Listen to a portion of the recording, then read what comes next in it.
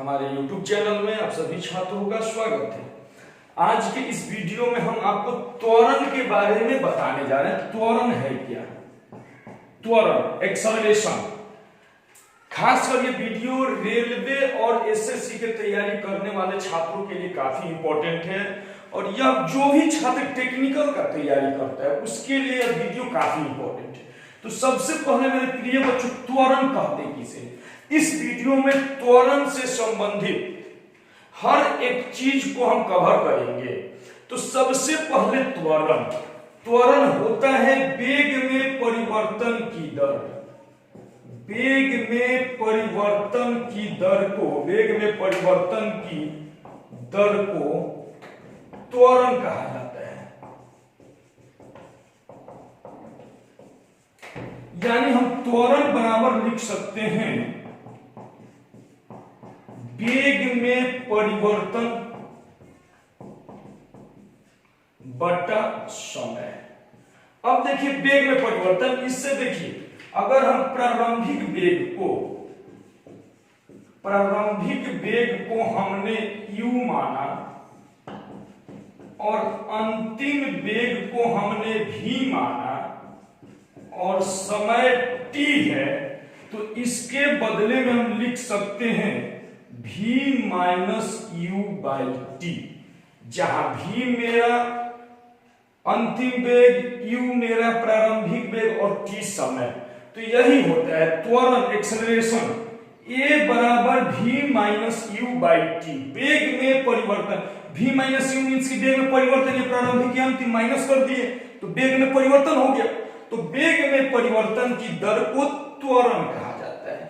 अब देखिए इसका एसआई मात्रक का अगर बात करें तो वेग का होता है मीटर बाई सेकेंड और एक और टी है मीन्स के एक और सेकेंड, यानी मीटर बटा सेकेंड का स्क्वायर होता है त्वरण का एसआई मात्रक।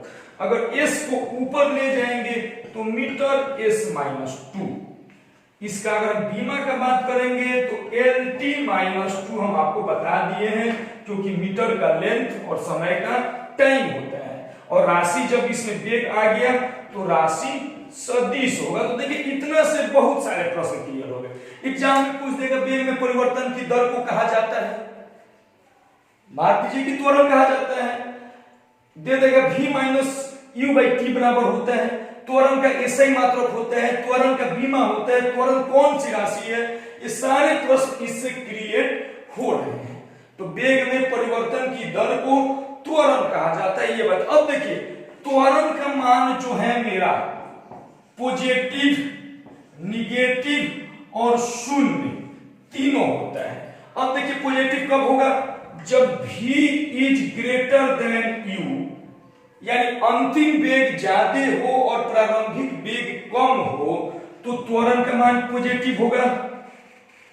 जैसे अंतिम वेग मान लीजिए 50 किलोमीटर, अंतिम वेग हो गया 50 किलोमीटर पर आवर, v बड़ा होना चाहिए, v इज ग्रेटर देन, मान लीजिए v का मान हो गया 50 और u का मान हो गया 30, v बड़ा है, जब इसको माइनस करेंगे तो मेरा मान प्लस में यानी धनात्मक आएगा। अब देखिए ऋणात्मक मान कब आएगा? जब u is greater than v हो जाएगा तो त्वरण का मान ऋणात्मक हो जाएगा। u इज ग्रेटर देन मतलब शुरू में यही ऋणात्मक त्वरण को मंदन भी कहा जाता है मेरे प्रिय छात्रों, और मंदन के साथ निगेटिव चिन्ह का प्रयोग नहीं किया जाता है। अब देखिए शुरू में जैसे कोई गाड़ी चल रही है, हमने ब्रेक मारा तो गाड़ी चल रही थी तो 50 किलोमीटर पर आवर की चाल से चल रही थी और ब्रेक मारा तो शून्य हो गया। तो अब देखिए प्रारंभिक वेग ज्यादा हो गया, तो जब u is greater than v हो यानी प्रारंभिक वेग ज्यादा हो अंतिम वेग से तो त्वरण का मान ऋणात्मक होगा, और जब v is equal to u हो जाए तो त्वरण का मान 0 हो जाएगा। जितना अंतिम वेग उतना ही प्रारंभिक वेग। और इससे एक हाइलाइटेड पॉइंट हमारे एग्जाम में आता है, एक समान वेग के लिए त्वरण का मान, जिसे एक समान वेग है तो एक समान वेग के लिए त्वरण का मान 0 होता है। इस पॉइंट को आप नोट कीजिएगा कि एक समान वेग के लिए त्वरण का मान 0 होता है और निगेटिव त्वरण को मंदन कहा जाता है और मंदन के साथ निगेटिव चिन्ह का उपयोग नहीं किया जाता है। तो देखिए इसमें कितना चीज मुझे याद करने योग्य है। वेग में परिवर्तन की दर को त्वरण कहा जाता है। त्वरण a बराबर v minus you by T, जहां v मेरा अंतिम वेग है, u मेरा प्रारंभिक वेग है। इसका SI मात्रक मीटर बाई सेकेंड स्क्वायर या मीटर s माइनस 2 नीचे से ऊपर ले गए। इसका जो बीमा होगा LT माइनस 2 राशि सदिश। त्वरण का मान पॉजिटिव, निगेटिव और शून्य तीनों होता है। निगेटिव त्वरण को मंदन कहा जाता है और जब भी मंदन बोलेंगे तो माइनस के चिन्ह का उपयोग हम नहीं करेंगे। और जब v और u बराबर हो या मतलब एक समान वेग हो तो एक समान वेग के लिए त्वरण का मान शून्य होता है। ये सारी चीज आप याद रखिएगा। इससे एक प्रश्न हम आपको दे रहे हैं, यही v minus you by T से प्रश्न पूछा जाता है। तो प्रश्न इससे कैसे त्वरण से पूछा जाता है जो हमारे रेलवे ने पूछा है, और यह जो प्रश्न हम बताने जा रहे हैं यह प्रश्न रेलवे पिछली बार यानी 19 के पेपर में पूछा था, हूबहू रेलवे का प्रश्न है। इसको बनाएंगे तो ये फॉर्मूला याद रखिएगा, a बराबर v minus you by T. इसी से रिलेटेड त्वरण से प्रश्न पूछा गया है और वह प्रश्न हम अभी तुरंत आपको बताने जा रहे हैं। तो देखिए प्रश्न क्या है। ये सारे टॉपिक आप समझ गए हैं, अब हम इसमें प्रश्न दे रहे हैं।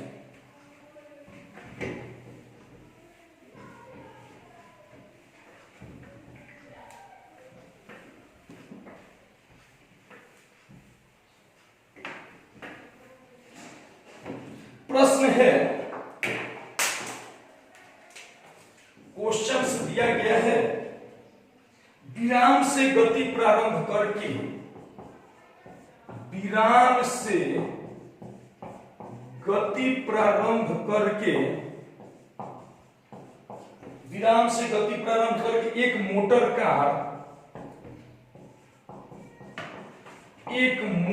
कार 40 सेकंड में अपना वेग 40 सेकंड में अपना वेग 40 सेकंड में अपना वेग 20 मीटर पर सेकंड कर लेती है। तो मोटर कार में उत्पन्न त्वरण ज्ञात कीजिए। तो मोटर कार में उत्पन्न त्वरण का मान ज्ञात कीजिए। उत्पन्न त्वरण का मान ज्ञात कीजिए। अब देखिए इस प्रश्न में विराम से गति प्रारंभ करके एक मोटर कार 40 सेकंड में अपना वेग 20 मीटर पर सेकंड कर लेती है। तो मोटर कार में उत्पन्न त्वरण का मान ज्ञात कीजिए। तो मेरे प्रिय बच्चों, यहां पे त्वरण का मान a का मान हमसे पूछा जा रहा है और विराम से गति प्रारंभ करके यानी प्रारंभिक वेग जो है 0 मीटर पर सेकेंड है और अंतिम वेग v का जो मान है 20 मीटर पर सेकेंड है और टाइम जो है, टाइम आपका 40 सेकेंड दिया गया है, 40 सेकेंड। तो देखिए सबसे पहले फिजिक्स में प्रश्न बनाने के लिए, न्यूमेरिकल्स बनाने के लिए हर कोई अपने एसआई मात्रक में होना चाहिए। अगर एसआई मात्रक में नहीं है तो फिर आपसे प्रश्न नहीं बनेगा। तो चलिए वेग का एसआई मात्रक मीटर पर सेकंड होता है और समय का सेकंड होता है, तो एसआई मात्रक अगर मान लीजिए यही किलोमीटर में दिया रहता तो सबसे पहले मीटर पर सेकंड में चेंज करना पड़ता। अगर चेंज नहीं करेंगे तो फिर प्रश्न नहीं बनेगा। तो अब देखिए फॉर्मूला होता है a बराबर v minus you by T.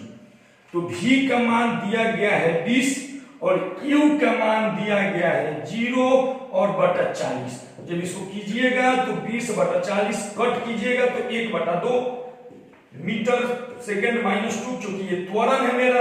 अगर ऑप्शन में ये नहीं दिया है तो 0.5 मीटर बाई सेकंड स्क्वायर, यही मेरा मान हो जाएगा। मतलब सब एसआई मात्रक में होना चाहिए। अब त्वरण के एसआई मात्रक मीटर बाई सेकंड स्क्वायर होता है तो हमने मीटर बाई सेकंड स्क्वायर लिखा। इसी प्रकार से फिजिक्स में जो भी प्रश्न है एसआई मात्रक में ही होना चाहिए। एसआई मात्रक में अगर नहीं है तो फिर आपसे गलती हो जाएगा। अब देखिए एक और प्रश्न, ये तो देखिए यहाँ पे पॉजिटिव मान आया, मींस की त्वरण है। एक मंदन से रिलेटेड प्रश्न हम बताते हैं आपको कि मंदन से संबंधित प्रश्न कैसे हमारे कॉम्पिटिटिव एग्जाम में पूछे जाते हैं और अक्सर बच्चों को परेशानी होता है। अब देखिए हम कंटिन्यू इससे प्रश्न करवाएंगे त्वरण टॉपिक से। अभी इसके बाद एक हम आपको वेग समय ग्राफ समझाएंगे और उसके बाद एक समान त्वरण के लिए गति समीकरण जो होता है आपने सुना होगा, वे सारे फॉर्मूला भी बताएंगे और इसी वीडियो में कवर करेंगे। वीडियो थोड़ा बड़ा होने जा रहा है। आइए एक और प्रश्न दिया गया है, 18 किलोमीटर पर आवर से 18 किलोमीटर पर आवर के एक समान गति 18 किलोमीटर पर आवर के एक समान वेग से गति कर रही, ये प्रश्न देखिए, गति कर रही एक मोटर कार में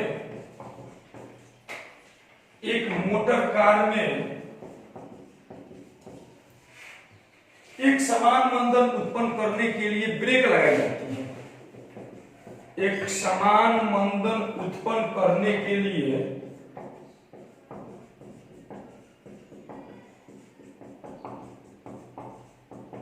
ब्रेक लगाई जाती है,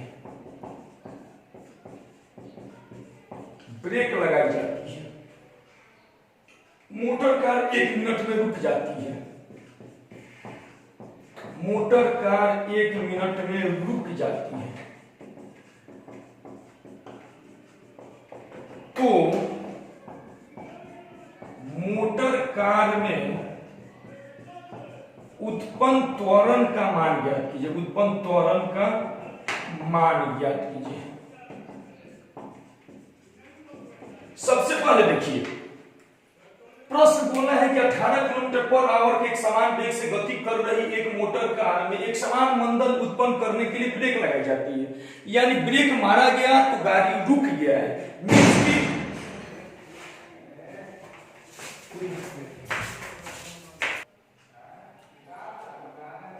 उत्पन्न करने के लिए ब्रेक लगाई जाती है तो मोटर का 1 मिनट में रुक जाती है। तो देखिए यहाँ पे मंदन उत्पन्न हुआ है, मतलब ये ऋणात्मक त्वरण है। यहाँ पे u का मान हमारा ज्यादा है।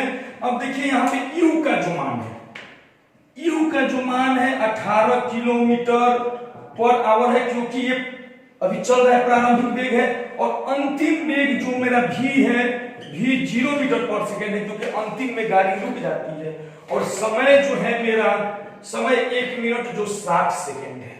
अब देखिए यहाँ पे सब मुझे एसआई मात्रक में चाहिए और ये एसआई मात्रक में नहीं है, ये किलोमीटर पर आवर है। तो आपको पता है कि किलोमीटर पर आवर से मीटर पर सेकेंड में बदलने के लिए 5/18 से गुना किया जाता है। 5/18 से करने पे मीटर पर सेकेंड, तो इसको करेंगे तो 18 गुने 5/18 कैंसिल, यानी 5 मीटर पर सेकेंड। अब ये भी एसआई मात्रक, ये भी एसआई मात्रक, ये भी एसआई मात्रक। तो त्वरण A बराबर v minus u by T. तो v यानी 0-5/60। अब कीजिएगा तो -5/60, इसको कट कीजिएगा तो -1/12। अब देखिए ऋणात्मक त्वरण है, एक उत्पन्न त्वरण का मान पूछा तो -1/12 मीटर पर सेकेंड स्क्वायर कर देंगे। वही अगर यहाँ पे मंदन पूछता तो 1/12 मीटर पर सेकेंड स्क्वायर करते, क्योंकि मंदन के साथ माइनस चिन्ह का उपयोग आप मत कीजिएगा। मंदन मीन्स होता ही है ऋणात्मक त्वरण, क्लियर है ना। तो यहाँ उत्पन्न त्वरण पूछा तो -1/12 मीटर पर सेकेंड, यही मंदन पूछ देता तो 1/12 मीटर पर सेकेंड स्क्वायर मेरा आंसर होता। तो उम्मीद करते हैं कि दोनों प्रश्न a बराबर v minus u by T पे बनाए, आपको समझ में आया होगा। अब देखिए यहाँ पे हम एक आपको त्वरण का ग्राफ समझाने जा रहे हैं, त्वरण का ग्राफ, और ये ग्राफ काफी इंपॉर्टेंट ग्राफ है।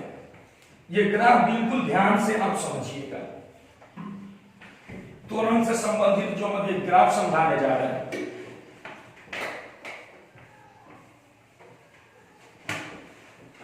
ये ग्राफ जो हम आपको समझाने जा रहे हैं, ये वेग और समय, वेग समय ग्राफ। अब देखिए वेग और समय आ गया मीन्स की त्वरण है। इस ग्राफ में देखिए 0, इधर हम वेग लिख रहे हैं, वेग मेरा मीटर पर सेकेंड, और इधर हम समय लिख रहे हैं, समय जो मेरा हुआ सेकेंड में हुआ।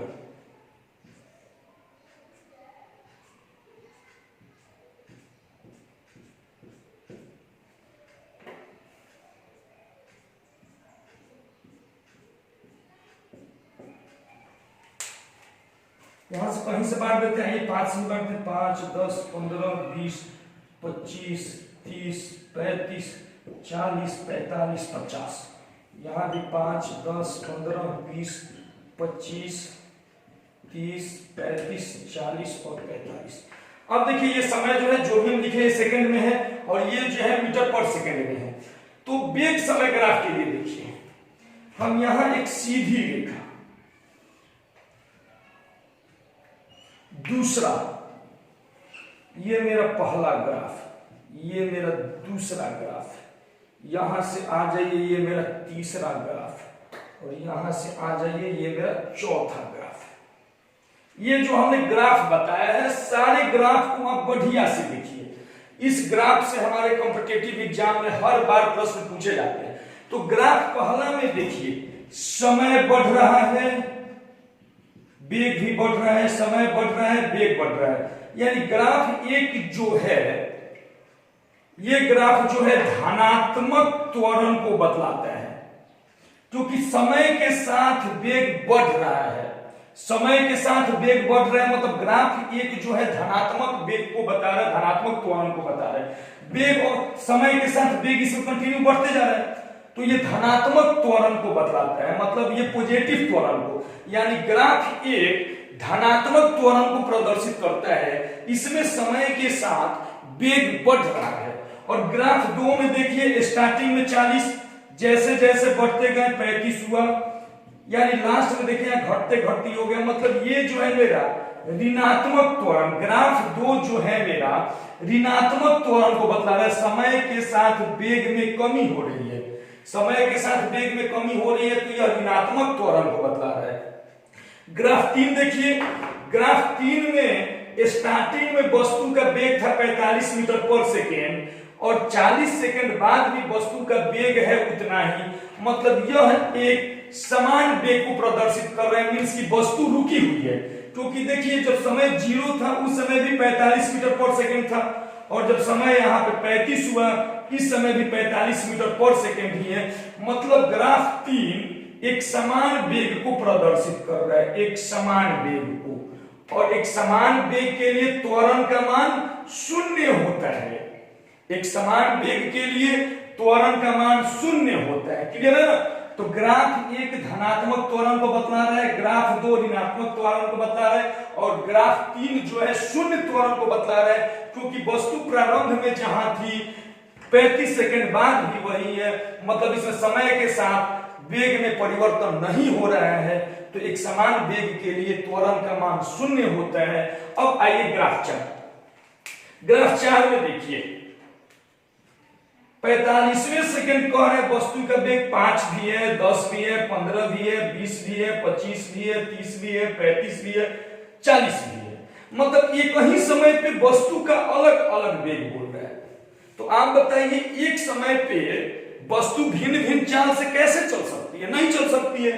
तो ग्राफ 4 जो है मेरा ये असंभव ग्राफ है, ये कभी पॉसिबल ही नहीं है, क्योंकि एक ही समय में वस्तु भिन्न भिन्न वेग से नहीं चल सकती है। तो ग्राफ 4 जो है मेरा असंभव ग्राफ है। तो ग्राफ 1 धनात्मक त्वरण को बतला रहा है, ग्राफ 2 ऋणात्मक त्वरण यानी मंदन को बतला रहा है, ग्राफ 3 शून्य त्वरण को बतला रहा है, मतलब एक समान वेग है, और ग्राफ 4 जो है मेरा ये असंभव ग्राफ है, ये कभी पॉसिबल नहीं हो सकता, क्योंकि एक ही समय में वस्तु अलग अलग जगह पे नहीं हो सकती है। अब देखिए इससे हमारे परीक्षा में प्रश्न कैसे पूछा जाता है। प्रश्न देखिए, उम्मीद करते हैं कि समझ में आ गया होगा।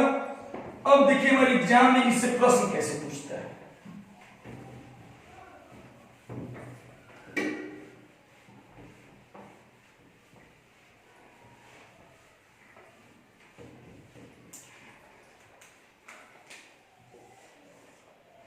ये हो गया समय, ये हो गया वेग। समय को सेकंड में और वेग को मीटर में सेकंड में। अब दे देगा इस प्रकार से, ए हो गया, बी हो गया, सी हो गया, डी हो गया।